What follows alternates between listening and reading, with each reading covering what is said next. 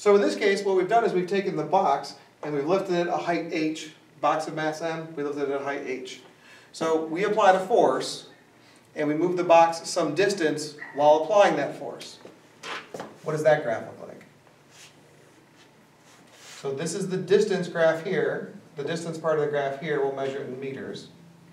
And then over here, we have the force measured in newtons. Well, if I want to lift a box of mass m, how much force do I have to apply? Well, consider for a moment that we were lifting this up at a constant speed. So if the speed is constant, what is that true about the forces then? The Earth pulls it down with a force that we call mg. This is the force that I'm applying on the box F. If the speed is constant, then these two forces have to balance, true? And if all I'm doing is moving it up here, I'm going to apply the same force the whole time. So how does my force change? It doesn't.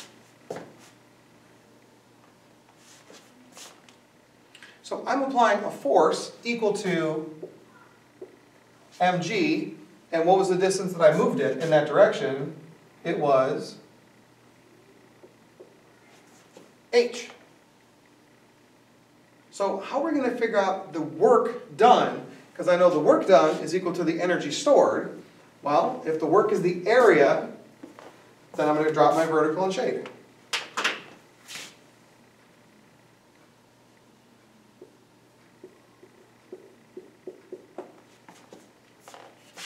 So the work is the area.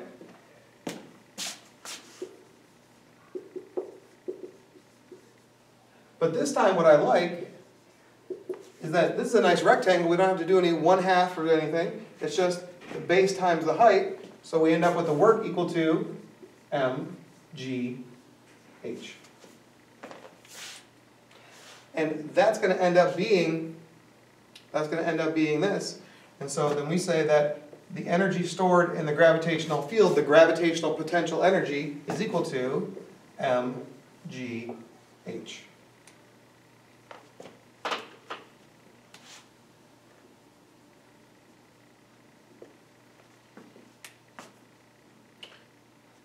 That is a significant and important result.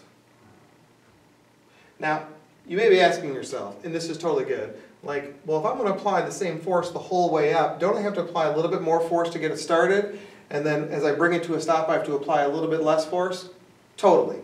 So this is a little bit of an estimation. Okay? When, in essence, it would actually probably look something like this, where to get it started, you might have to apply a little bit more force, and then bring it to a stop, you'd have to apply a little bit less force.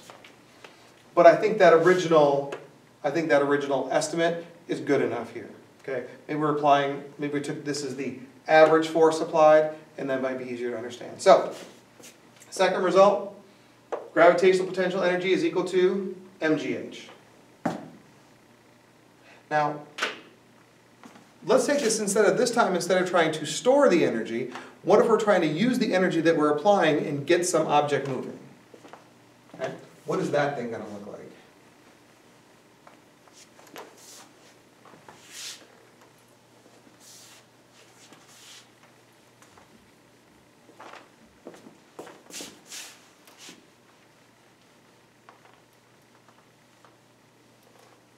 So this time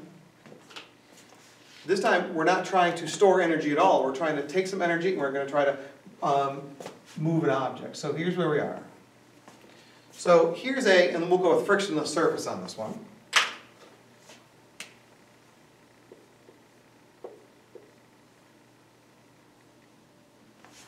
Here's my box.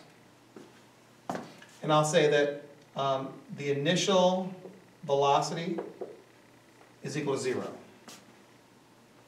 And what I'm going to do is I'm going to apply some force to it.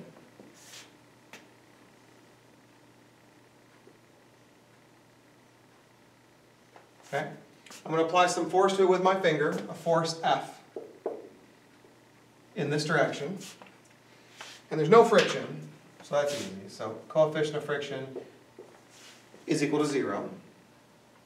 So what's going to happen to this box? If I push and I keep pushing, I keep pushing, I keep pushing, what's going to happen to it? It's going to speed up and speed up and speed up and speed up. So when we look at it later on,